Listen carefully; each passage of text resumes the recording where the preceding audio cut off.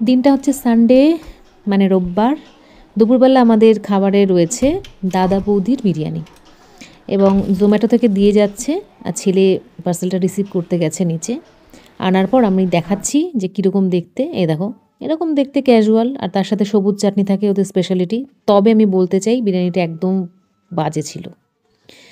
তো পরের দিন, এটা সোমবার, ছেলে যাচ্ছে কলেজে। আর সকাল সকাল কি কাণ্ড হয়েছে দেখ। সকাল সকাল অ্যামাজন থেকে ডেলিভারি হয়ে গেল, সব কিছু আছে, মানে একদম কিন্তু রিজনেবল রেট কিন্তু বেশি নয়। সব তোমাদের এক এক করে আমি দেখাবো হাতে নিয়ে। এখন তাড়াহুড়োর মধ্যে রয়েছি, তো ঘরে নিয়ে যাই জিনিসগুলো। কাছে দেখো মহাদেব যাচ্ছে আমাদের রাস্তা দিয়ে। সোমবার দিন ছেলের পরীক্ষা, তাই সকালবেলা কিন্তু একচোট তাড়াতাড়ি রান্নাবান্না আমার হয়ে গেছিলো, কিন্তু সেটা দেখাতে পারিনি। কাতলা মাছের ঝোল করেছিলাম, সেটা ও বেলায় শেষ হয়ে গেছে, কারণ ছেলে আবার দুপুরবেলা এসে ভাত খেয়েছিল। তো মাছটা একটু বেশি করে খাওয়া হয়ে গেছিলো, দুপুরের দিকে শেষ হয়ে গেছে। তো সেই জন্য বিকালবেলা রান্না করতে বসেছি পনিরের তরকারি।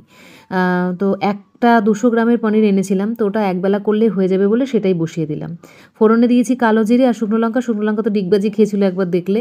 তারপরে আবার এর মধ্যে দিলাম কাঁচা লঙ্কা। এরপর একটা পেস্ট করব, যার মধ্যে রয়েছে টমেটো, আদা। এইটাকে ভালো করে পেস্ট করে নিই।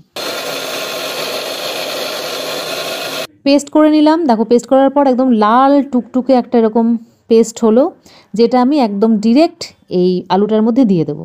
আর ঘড়িটা পরে রয়েছি, কারণ আমি একটা ভিডিও শ্যুট করেছিলাম একটু তাড়াহুড়ো করে, আর ঘড়িটা খুলে আসেনি কিচেনে, যেহেতু একটু দেরিও হয়ে গেছে, রান্নাটা করতে হবে, সেই কারণে ঘড়িটা দেখতে পাচ্ছ। যাই হোক, এর মধ্যে এবার আমি কিছু মশলা অ্যাড করবো, মানে গুঁড়ো মশলা, ওই হলুদ, জিরের গুঁড়ো, নুন, একদম যেগুলো নিয়মিত মশলা সেইগুলোই দিয়ে দেবো। তারপর একটু জল দিয়ে আমি ভালো করে কষাবো। তো এই কষানোটা কিন্তু ভীষণ ম্যান্ডেটারি, কারণ এই সময় যদি একটু কষিয়ে নেওয়া হয় তাহলে গুঁড়ো মশলার যে ঘ্রাণটা সেটা কাঁচা কাঁচা থাকবে না, একদম ভাজা মশলার মতো ঘ্রাণ বেরোবে, বা কষানো মশলার মতো ঘ্রাণ বেরোবে। তারপরে কিন্তু এর মধ্যে পনির অ্যাড করতে হবে। এই দেখো, ভালো করে কষিয়ে নেওয়ার পরেই কিন্তু আমি পনিরটা অ্যাড করব। আর পনিরটাকে আমি আগের থেকে ফ্রাইও করে নিই, বা কোনো রকম নুন হলুদও মাখাইনি, একদম ধুয়ে একদম ফ্রেশ অবস্থায় রেখে দিয়েছি। এটা আমি আজকে এনেছি রেড কাউয়ের পনিরটা, যেটা লাল প্যাকেটের মধ্যে পাওয়া যায় দেখবে, 200 গ্রাম ওজন। তো এটা দিয়ে বেশ ভালো করে আলুর মধ্যে আবার ভালো করে মাখাঝোকা করে নিচ্ছি, যাতে একে অপরের সাথে মশলাগুলো ঠিক করে সন্ধি করে নিতে পারে, সেই কারণেই বলতে পারো। সাথে জল যোগ করে পুরো সন্ধিটাই কমপ্লিট করে নিতে হবে। আর এই হচ্ছে ফাইনাল লুক, পনির আলুর একটা মাখা মাখা প্রিপারেশন, খেতেও সুন্দর। এরপরে চলে আসছি, একটা ভাজা দেখাবো তোমাদের। এই ভাজাটার একটা বিশেষত্ব রয়েছে, সেটা হচ্ছে কিভাবে ভাজলে একদম কালার অ্যাজ ইট ইজ থাকবে, সেটা আজকে তোমাদের বলবো। সেটা হলো কোনো রকম নুন হলুদ ছাড়া প্রথমে কিন্তু সমস্ত সবজিগুলোকে ফ্রাই করে নিতে হবে। যতক্ষণ না পুরোপুরি বয়েল হচ্ছে, বা মানে সেদ্ধটা হচ্ছে, ততক্ষণ অবধি ফ্রাই করে নিতে হবে। তারপরে একদম হয়ে গেলে তখন নুন আর হলুদ অ্যাড করতে হবে, করে আবার একটু ভাজা ভাজা করতে হবে, তাহলে এরকম কালারটা কিন্তু অ্যাজ ইট ইজ থাকবে। ব্লগের মাঝে আরও কয়েকটা জিনিস দেখিয়ে দেবো, যেগুলো আমি অ্যামাজন থেকে নিয়েছি। প্রথমত বলবো, আমার না গরমকালে একটু রুমাল ব্যবহার করতে বেশ ভালো লাগে, আর সুতির রুমাল যদি হাতে রাখা যায় তাহলে আমার হাত প্রচণ্ড ঘামে, সেই ঘাম থেকে আমি একটুখানি রক্ষা পাই, স্বস্তি পাই। তো তার জন্য প্রথমেই আমি একটা রুমালের সেট নিয়েছি, ফুল কটনের বলেই নিয়েছি, অ্যালেন সোলি ব্র্যান্ডের রয়েছে। একটা রুমাল জাস্ট আমি বার করে দেখাচ্ছি।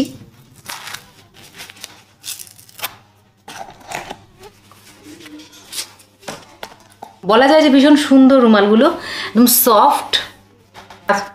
একটা কোণেই শুধু একটা ডিজাইন করা রয়েছে এরকমভাবে, এই যে এরকম হোয়াইটের সাথে ব্লু দিয়ে চেক চেক রয়েছে, আর চারপাশে বর্ডার রয়েছে ব্লু দিয়ে। একটা দেখালাম, তিনটের সেট নিয়েছি। ডিসক্রিপশন বক্সে লিঙ্ক পেয়ে যাবে, যদি ইচ্ছা হয় তোমাদের, গরমে তোমরা যদি রুমাল ব্যবহার করো তাহলে অবশ্যই ওখান থেকে নিতে পারো। একদম কটনের কালেকশনটা আছে, নিয়ে তোমরা ঠকবে না, এটুকু বলতে পারি। এই যে আরও দুটো রয়েছে সাথে, এই একটা।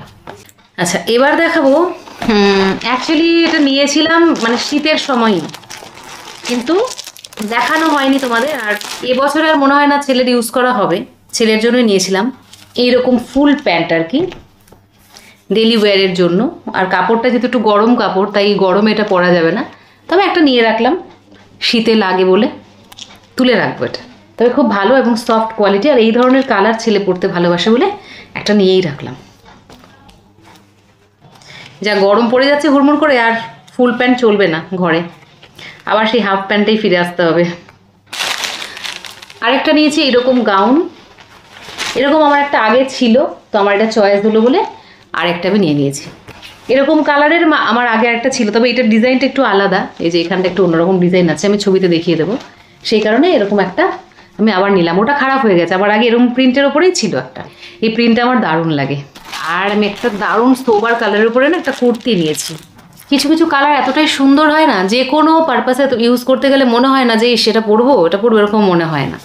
তো সেই জন্য এই ধরনের কালারগুলো না আমার বেশ ভালো লাগে আজকাল।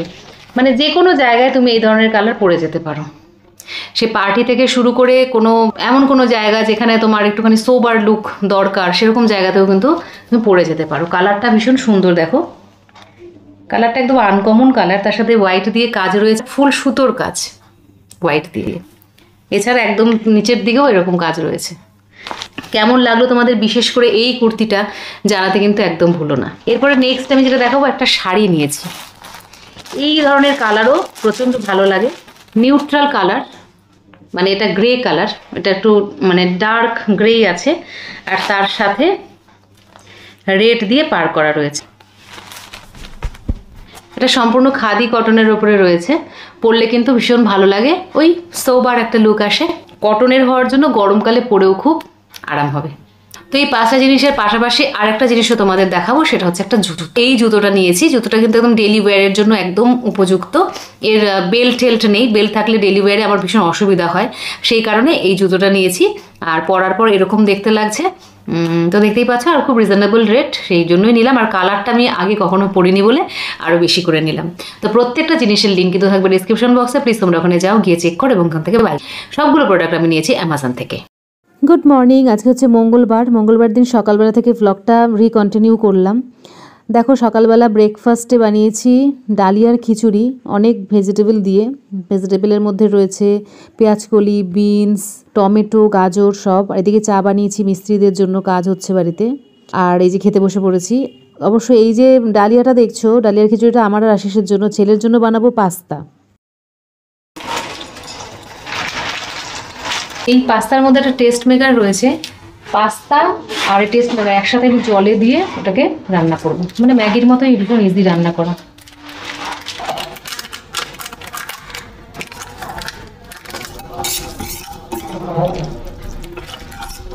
এই মশলাটার মধ্যেই হোয়াইট সস রয়েছে, 3-4 মিনিট এভাবে রান্না করব, তাহলে রেডি হয়ে যাবে। রেডি।